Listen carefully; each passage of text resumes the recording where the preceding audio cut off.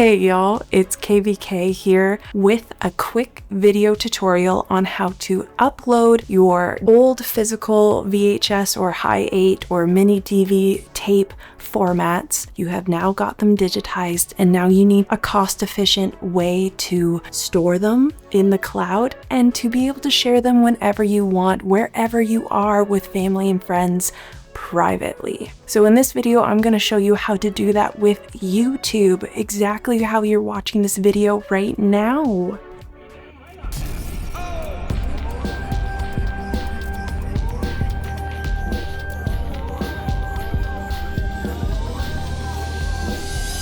The first step is to locate the link of your home videos. In the case of my clients, I use Google Drive to send them all their completed digitized home video files. So locate that link. I've stored it into my notes here, and there we are. We're into the Google Drive folder. In here, we keep it very simple because in my case, I only have the one video I want to download. We locate this 3-dot icon on the far right. When we click that, we now see the download option. So we'll go ahead and click that. If you're someone like one of my clients who receive multiple completed transfers in one folder, then you can do one bulk download by locating the name of the master folder. So in this case, the name of the master folder is example. You find this arrow, you click on the arrow where you will find the download button again. The difference being you are downloading everything in the container opposed to just the single. So go to your downloads. If you're a type A'er who likes to know exactly where these things are being stored, or you want to remember where these things are later down the road, you're going to go and copy this file. A file system that I think really works is labeling all of your master folders by year and then by date afterwards. So we're going to find the date of today and we're going to, I've labeled it home video uploads. And in here in my example walkthrough, we're going to find the exact same file that I was gonna copy and paste into this subfolder. So now we know where this video is, we can go to step number 2, which is we're going to open YouTube. We're now at YouTube. The beauty is if you have a Gmail, you're going to already have a YouTube account. So if you're someone like me who uses Google Chrome as your primary internet browser, then you're already likely gonna be logged into your Gmail. It's very simple to log into your YouTube account if you aren't already. You would find your little circle. If you're not logged in, it would be a little silhouette of a human in the top right corner, but because I am logged in, it is my icon. If you have any issues with this part of the video, you can leave a comment and I can go a little more in depth. Third step, after opening YouTube and logging in, we're now going to upload the video. So you locate this create button here. It's the little plus icon, also in the top right of the corner, but beside the cute little bell. It is your notification bells, but we can get to that later. So we're gonna click create. And now we're gonna click upload a video because we already have a pre-made video ready to go. Click it. Yay! Now it brings us to this upload videos window. And this is where you can drag and drop files. You don't even have to drag one file. If you were someone who had multiple files where you want to do this all in bulk, you can do that. You can drag multiple files. But again, in my case, I'm just doing one video as an example. So let's relocate that file. And I'm a big fan of drag and drop. You know why? Because click, drag, and drop. Very simple, so intuitive, so lovely, so satisfying. So satisfying. On a level of 0 to 10, 11. Yay! Okay, here you get to title the video. And, oh, I didn't pre-make a title of the video, so you can be as specific or not specific as you would like. For the example purposes, we're just gonna call this Family Summer Vacation. The title is going to benefit anyone, including yourself, who wants to watch this down the road, especially maybe a family member across the country. Family Summer Vacation.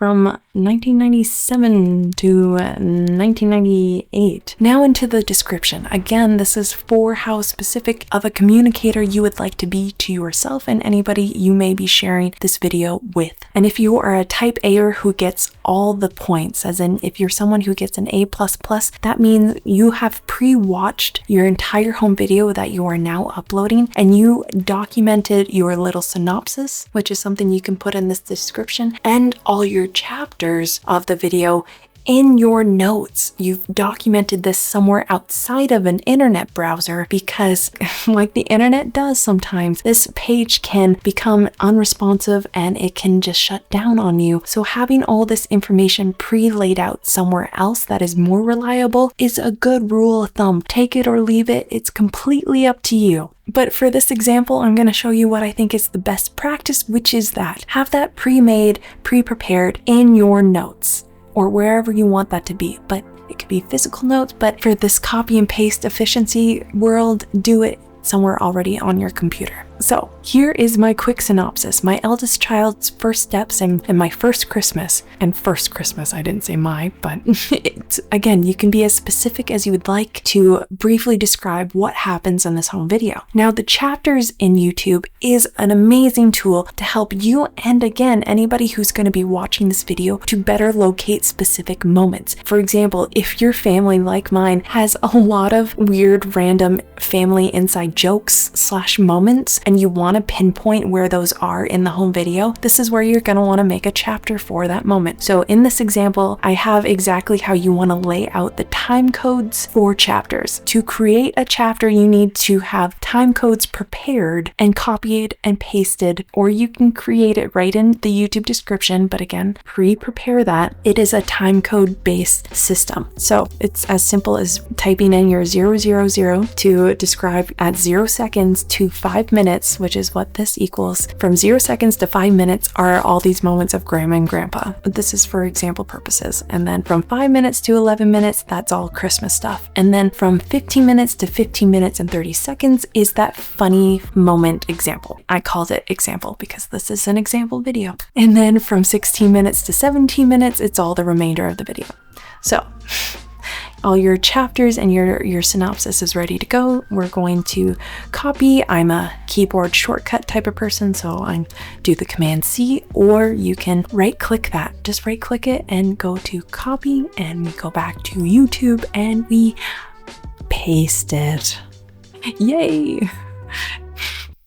Now we get to our thumbnail part. Woo! Again, totally up to you. You can make a specific one if you want. Go into Canva. This is not sponsored by Canva, but it's a great place if you want to have preset templates ready to go to make your thumbnail. Or you can use Photoshop. You can use an app on an iPhone or Android. Totally up to you. Or if you just want to auto-generate whatever YouTube tells you that the thumbnail could be, you could do it that way because this is all private. It's for you. If you are making and uploading a video for other people to see, then that would be slightly different, but again, it's still up to you, whatever you want. I can get into the pros of why you would want to have a specific thumbnail for specific videos in a different video, but for now, we're just going to leave it as is. And because my video is still uploading, it's not going to show me any auto-generated thumbnails, so we're just going to leave it there. Now let's get into playlists. Playlists is another lovely organizational tool in this case because you get to start compiling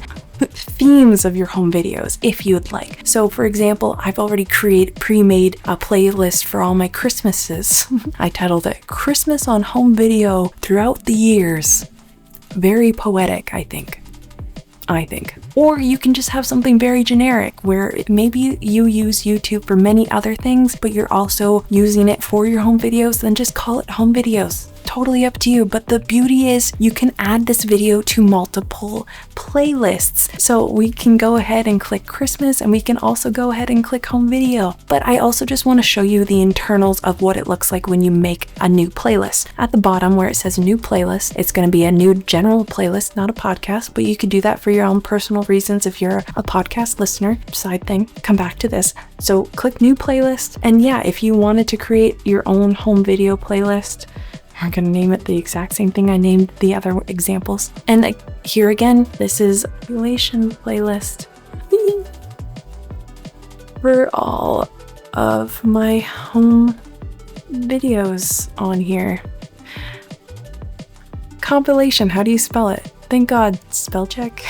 And turns out home videos is 2 words. Wonderful. Now here we get to the most important part and most important element of this video, the visibility. Who do you want to have access to this playlist? Not only this playlist, but also your video, and we will get to that in a few more steps. But in the case of this playlist, we're going to click on our options. Public is the default. If this is a private video, we want to make sure we change this to either private or unlisted. You're going to choose private if you want to have full control on who sees this video. That means whoever you decide to have access to this video will see this video. Whereas in unlisted, whoever has access to this link will see this video. So we're just going to click private for this example. Now hit create. We're done with our playlists. Done. And with the audience, because this is a video again for private purposes, we're going to say no, this video is not made for kids. This is for a public distribution question for YouTube, because YouTube is a public viewing platform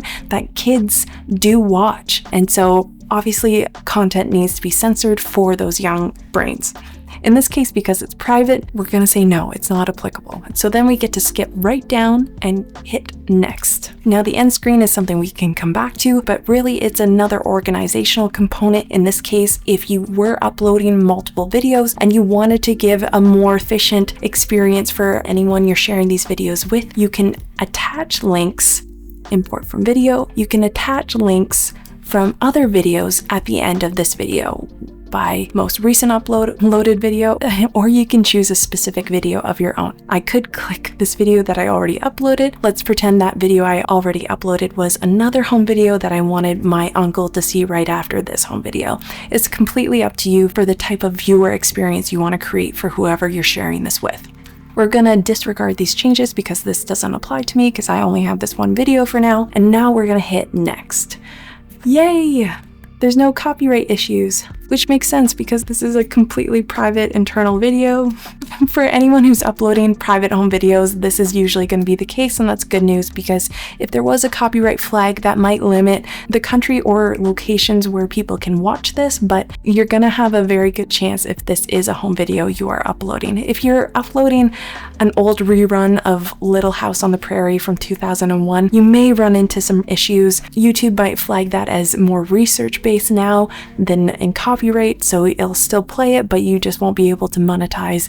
But again, in this case where you're making things private, that's not really applicable either here. So we're just gonna hit next. Okay, visibility again. Like I said in the playlists, this is the most important part, y'all, okay? Similar to how I described each option, private is only you get to choose who gets to see this video. Like how it's ordered here, we're going from most private to public. Unlisted is that in between where you share this link to this video to your cousin gets to see it, but then let's say that cousin wants to share it with their friend who you don't even know. If they share that link to that friend will be able to watch it. So if you want to make sure something like that doesn't happen and you keep control of that, that's where you're gonna hit private. And private's very lovely because you get to decide right off the bat if you already know who you want to have immediate access to this video ready to go. You can click this button and already put in, if you know their emails off by heart, or if you're that A++ type A person and you have those emails off to the side and your notes ready to go, you can copy and paste those emails and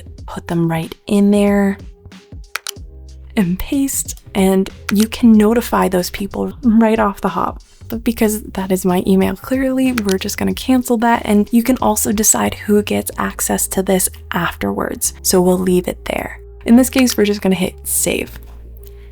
Yay! And it's successfully uploaded. But as you can see, when you look at this visibility column, you can see what videos are private. And this is the most recent upload I've made. That is the video I just uploaded. We're going to click on it just to review what we've done in the video details. YouTube is wonderful. It makes a custom YouTube link right as you save and upload the video, which is what you see here. When we click it, we get to see exactly how someone else will see it when they gain access to the video, and it's going to look like any other video on YouTube will look like. Our chapters are already in place, exactly how I laid them out in the time codes. And for my extra worrisome people to show you how private this link is. Because I am the person who uploaded this video, I'm going to have very easy access opening it and watching this video. But if I copy this link and try to open it in a completely different Gmail user, and I paste it into my browser page, I am going to get this window. Video is unavailable. So there you have it. The other beautiful thing is you can always come back to this video by going to your channel, clicking view your channel here. When you come back here, this is where you get to go to your studio or your videos. You find your videos here. It'll bring you to your channel content page, which is exactly the window we were brought to after we hit save when we were uploading the video. And this is where you can make any changes you would like by just clicking on, well, you can do quick changes there, but just clicking on the title of the video, it brings you back into that page again where you can edit your chapters if you want to add to your chapters, or if you want to edit the visibility. So this is where you can adjust your invitee list. And actually, the last thing I wanted to show you here, say you wanted to re-download this video, you can. Say you lose it on one of your physical storage spaces, YouTube lets you re-download the file that you uploaded by going back to the video details page, and you go up to this options 3-dot button. When you click on it, there you have download. You can re-download it all over again. You don't lose the file unless the internet dies. But for the intern, this is a great solution. So, and there is me as a baby in a pink bathing suit. There you have it, y'all. An easy, cost-efficient, very accessible way to store your home videos and be able to watch them with family and friends wherever you are and wherever YouTube is. Go ahead and AirPlay this onto any smart TV or mobile device you may have access to. If you have any questions, feel free to leave comments below. If you like this video, if it was helpful, give it a like, subscribe. Until the next time, this has been KVK. Enjoy your lives.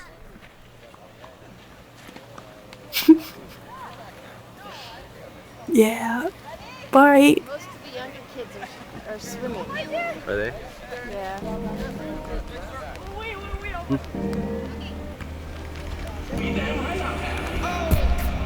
Most of the young kids,